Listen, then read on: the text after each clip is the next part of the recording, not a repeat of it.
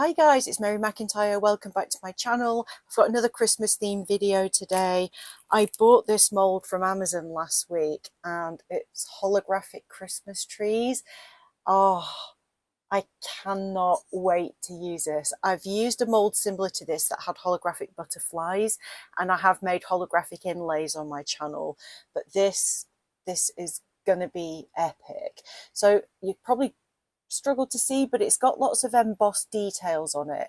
So part of me wants to go in with a resin marker and try and pick up on that, because this is positive relief embossing. When you demold this, it's going to leave channels. So there's two options here. You could either just make some and then use acrylic paint in those gaps, or try to pipe resin into them. They're too small. There's no way that I'm going to do that. Or you could put something in the mold that's going to pick it up.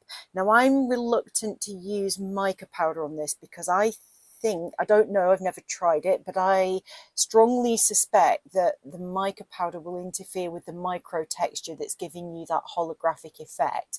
If you don't know this, the holographic effect in a silicone mold is a micro texture that the resin picks up. So you can't really put anything on the surface of that that's going to interfere. So the acrylic paint wipe and swipe method might fill in some of that micro texture. So I'm still umming and ahhing over what direction to go with. First of all, I'm going to make a couple of sets out of polyurethane resin. I'm using the Polycraft FC100. This is the stuff that you mix for 30 seconds, pour it, and it cures, and you demold in about 15 minutes. So I want to make a couple of batches of those, and then I am going to go on and make some with epoxy resin. So I'm going to use the Apex resin, the high gloss. I've got a little bit left in this pot. These are very shallow, they're not going to take much. And I recently bought a new set of resin pigment paste, because all I had, aside from my vast collection of mica powder, all I had was just a solid white, solid black, and a solid orange. So I've now got a set of various colours, and I want to go in with the green and make this a kind of foresty green colour. I might add a little bit of mica in there just so it's got a little bit of shimmer, but I don't want the colour to be purely coming from mica powder. I want there to be an opaque colour in the background. So yeah, first of all, I might try on a couple of them with one of my resin markers and see if I can get it to just pick up on those embossed bits, and then do a couple of sets of poly. I've never used polyurethane resin in a holographic mold, so I'm pretty sure it'll come out holographic. I don't know why it wouldn't. It's a very liquidy texture. It's going to pick up that texture in the mold. So I think it'll be fine, but I've never done it. So it'll be interesting to find out. So a couple of batches of poly, then I'll do my epoxy and make some green ones. I'm really wishing I'd bought two of these now, because I love it. I love it so much. Got another craft fair coming up in a few weeks. So hopefully this will be something that's popular. Okay, let's get started. Right, I've got these resin markers that I bought from Just For You online last year. Really with white, the two colours of these resin markers that I think would work is this slightly pinky one. It's called Blush. It's got a pinkish hue, and there's one that's kind of silver. Now the thing with these is they've got a chunky end on them. Just want to pick up the very tops of some of these features. So I'm going to do the snowflakes and just try so hard not to blob any of this paint anywhere that I don't want it. So when I demold this, the inside of the embossing will be silver, and it'll just make it stand out a little bit better. Now, I don't know if I'm going to be able to get around that edge, but I'll do these snowflakes first. I'm not putting very much pressure on here at all. I'm just tickling the surface using the paint that's already in the nib.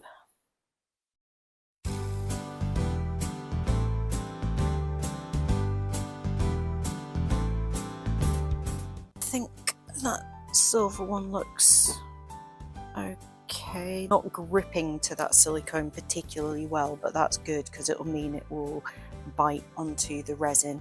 So I am going to try one with this pinky colour. It's called Blush on the packet.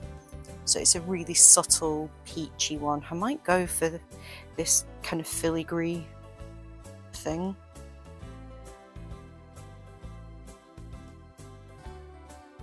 Kind of screaming to be embossed.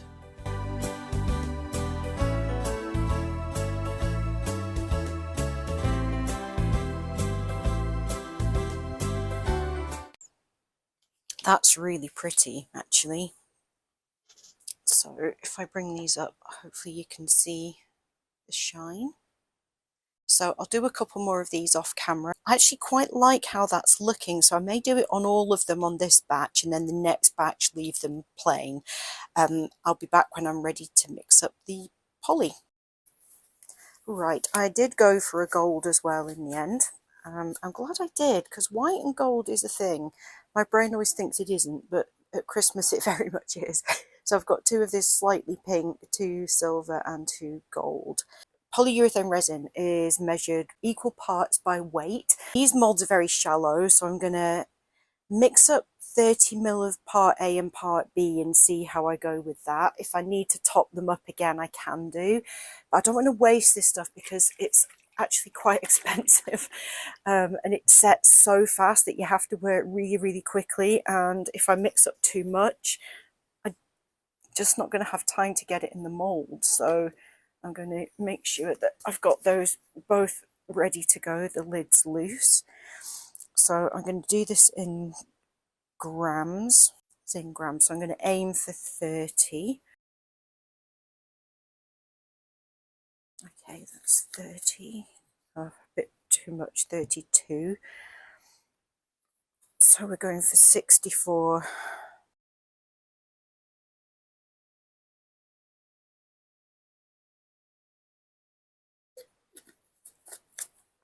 Right, that'll have to be close enough. Now mix for 30 seconds as fast as you can. Mix, mix, mix. You can feel it heating up in the beaker. It does not take long to start going exothermic, so you've got to work really, really fast. I tend to stir it, scrape the side, scrape the bottom, stir, stir, stir. As soon as I start feeling it get warm, I just get it into the mould, because it will set part way through pouring otherwise.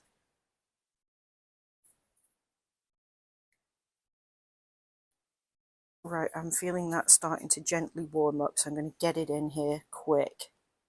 It's very, very fluid, so it's very good for pouring into small areas like the little hanging hooks here.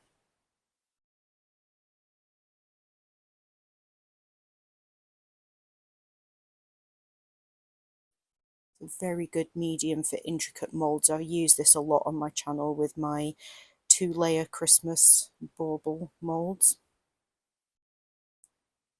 Right, I'm not sure I've got enough for all of them.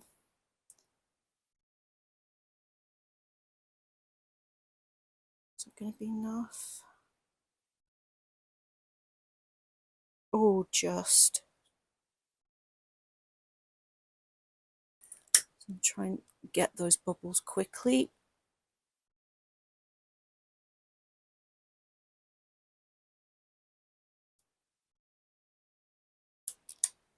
Once it starts curing, it's all too late. Okay.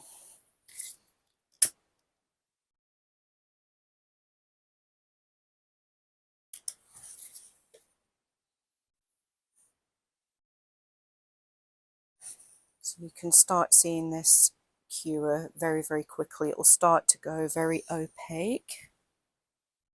So another big bubble there. Yep.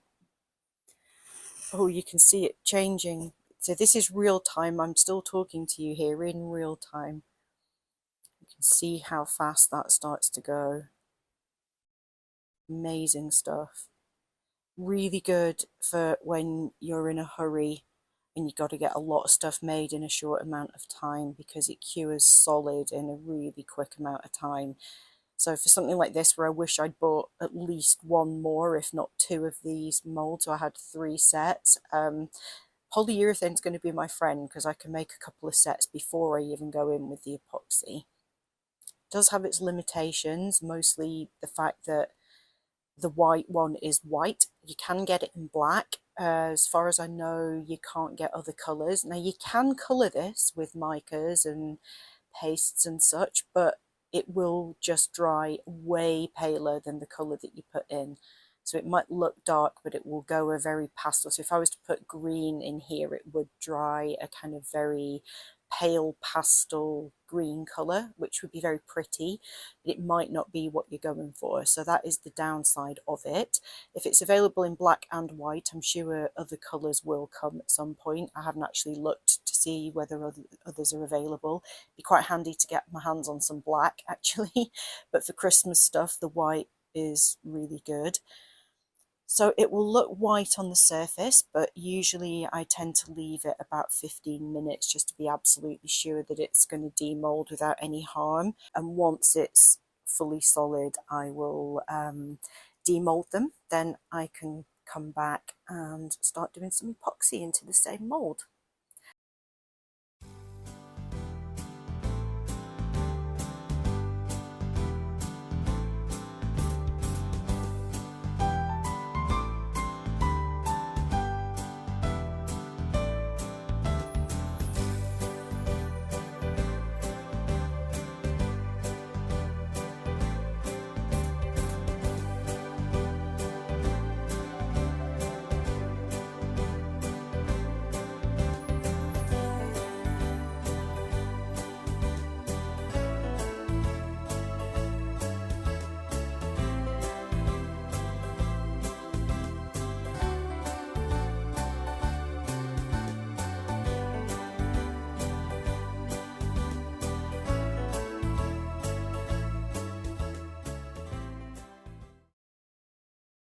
Okay, it's been 24 hours.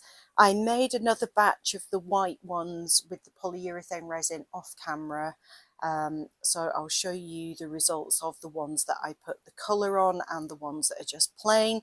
But for now, let's just get these green ones demolded. I absolutely love the colour this ended up turning out as.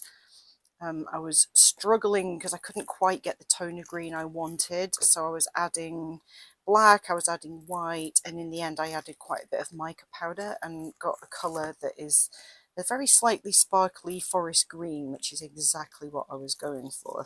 Right, let's have a look. Oh, wow.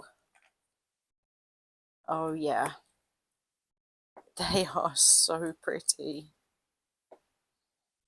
So I don't know whether from that angle you're going to see the iridescence, the holographic, but I brought a torch upstairs to mimic sunlight. Aren't they gorgeous? Oh, I love that so much. So the embossing kind of stands out quite well on its own. Now I've obviously seen the results of the other ones. White ones, they're really pretty, the ones that are just white with that embossing. So I've got 6 of those, one of each of the designs in the mould. The one that I added the colour into, I'm not sure if I like it or not. So this is the one that's that kind of blush pink colour. I don't know if I like it.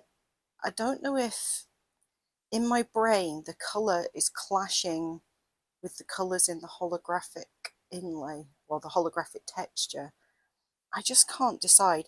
I thought I'd like it better if I added marker down the sides as well to kind of finish them. But I'm just not in love. I'm not in love. I don't know. That's the pink ones. The silver ones I think have worked better. I do quite like the silver. If I'm going to do anything, I like the silver. They are very, very, very pretty. trying to get the torch so it's actually catching the holographic texture. So silver, that's okay. The gold I really don't like. The detail shows up nicely in them.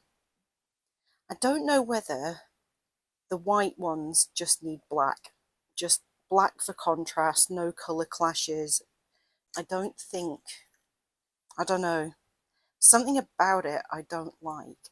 I can't put my finger on it, and I do think that it's because the colours of the marker are clashing with all the multicoloured facets of the holograph. The darker one, absolutely gorgeous. I really love that. If anything with these, I think gold added into those embossed details would be good, but I'm tempted to just leave them. I prefer the plain white as well than I do the ones with stuff in them. My worry with doing like a wipe and swipe, as I said yesterday, is that if I get any paint in any of these little areas of holograph, then I worry that it's going to wreck the micro texture, and then I won't get the holographic effect that is the whole point of this mold. The details themselves, loads of air bubbles in, as you would expect, because I put a lot of mica in here, and mica will always trap air bubbles. I just don't think that I own anything that is small enough that I could paint into those gaps. So it would have to be a stick it on and wipe it off. And I'm so scared of wrecking them because I really like them. They're so pretty. They're so pretty on their own. But I've got white and gold, and I've got a green and gold. And that green and gold I think will be perfect with these. These up off camera and tie them on, and then I'll bring you down for a close-up. So here they are finished. The sun has come out today, so I can show you the beautiful holograph.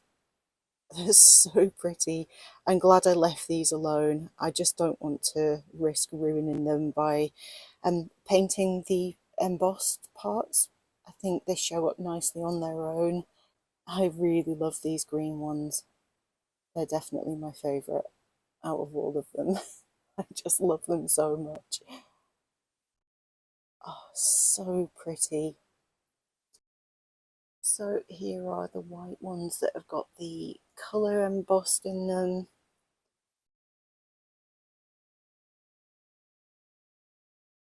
The holographic stuff doesn't show up quite as well on these, and I don't know if that's because they're white or because it's the polyurethane. I suspect it's the white, but definitely the silver embossed ones I think have worked. I really like those. Bring this up here, you can really see that sparkle. And I think this will show up with fairy lights. As you walk past the tree, I think it will just catch all of those different effects. So let me quickly grab the plain ones. Okay, the plain white ones I do prefer over the ones with the embossed bits coloured, but in the sun they're all absolutely gorgeous. Bring that one in, you can see. The green are definitely my favourite, but that's not to say I don't think these are amazing. Like once you get them in the sun, they're just, it's very hard to film without my shadow being in shot. But in the sunshine, they're just so pretty. They're just so, so pretty. So I hope you enjoyed the video, guys. Thank you so much for watching. Stay tuned. Make sure you're subscribed. More Christmas videos coming your way very soon. Bye for now.